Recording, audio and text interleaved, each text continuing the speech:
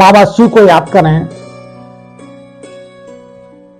और इस सृष्टि चक्र में हम सब बंधे हुए हैं।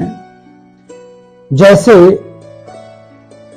एक ट्रक के टायर में हवा रहती है, तो हवा उस ट्रक के टायर के अनुसार वो बंधायमान है और बंधन में बंधी रहती है। इसी तरह हम सृष्टि चक्र के अनुरूप हम लोगों को चलना पड़ेगा और हम सृष्टि चक्र में उसी तरह से बंधे हुए हैं जिस तरह से एक ट्रक के टायर ट्यूब के अंदर हवा रहती है और वो बंधन में रहती है।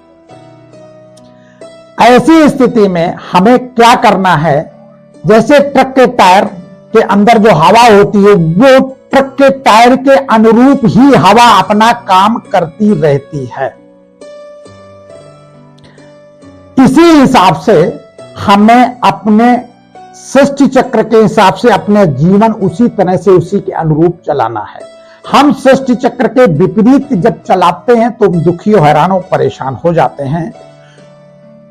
सृष्टि चक्र शुरुआत का अंत और अंत से शुरुआत का चक्र ये चलता ही रहेगा।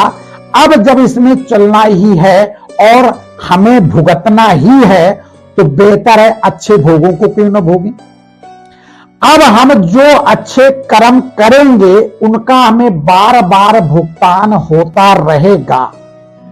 तो जब हम अच्छे कर्मों का बार बार भुगतान होता रहेगा तो अच्छे कर्म ही करते रहें, अच्छे कर्मों के बीज डालते रहें। और अगर हम उसमें कुकर में मिलाते रहेंगे तो वैसी स्थिति रहेगी जैसे चावल में कंकड़, ऐसा जीवन आपका हो जाएगा।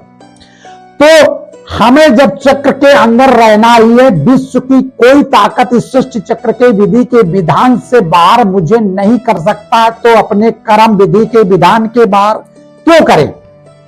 और अगर हम विधि के विधान के बाहर जाते हैं तो हमारी दुर्गति होना शुरू हो जाती, और जब दुर्गति होना शुरू हो जाती तो हमारी उपयोगिता इस सृष्टि से कम हो जाती। जैसे टायर से जब हवा निकल जाती है तो उस हवा का उपयोगिता टायर के लिए खत्म हो जाती है।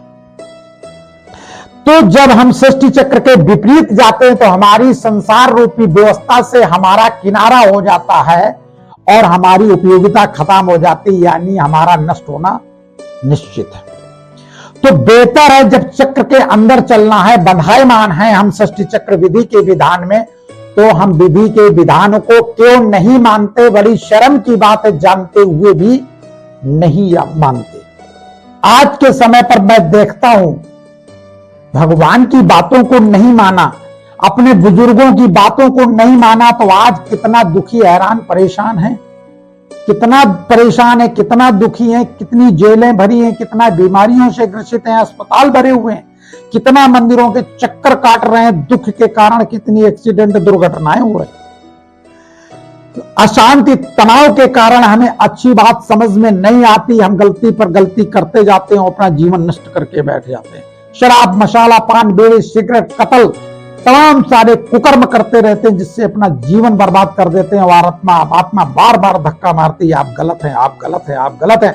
तो प्रकृति भी आपको दरकिनार कर देती, जैसे बहती हुई नदी कूड़े को किनारे कर देती है। और उसकी दुर्गति जब वो कूड़ा या फूस जब नदी के किनारे आ जाता है तब उसमें सड़ना गलना शुरू हो जाता है। और जब वो पानी के बहाव में रहता है तो आनंद करता हुआ पानी के साथ में खिलखिलाता हुआ जैसा बहाव जाता है वैसा जीवन उसका चला जाता है, वो सड़ने गलने से बच जाता है। जब वो किनारे लग जाता है, नदी उसको किनारे लगा देती है, तब उसके सड़ने के समय शुरू हो जाता है, उसकी दुर्गति शुरू हो जाती है। तो हम विधि के विधान के अंतर्गत क्यों नहीं चलते हैं, विचार करने की जरूरत। विधि का विधान का अंतर सिर्फ यही है, 5 विकार और 6ठा आलस, इसी के अंदर क्यों नहीं चलते हैं। जितने भी जेल में पड़े सब इसके विपरीत चलने वाले पड़े हैं। कुछ इस जन्म चले हैं और कुछ निर्दोष इस समय के फंसे हैं, तो पिछली जन्म चल चुके हैं तो आज फंसे। बाबा शिव को याद करें और सदा सृष्टि चक्र के अंदर ही सहज ढंग से चलते रहें, सदा आनंदित रहेंगे। बाबा शिव।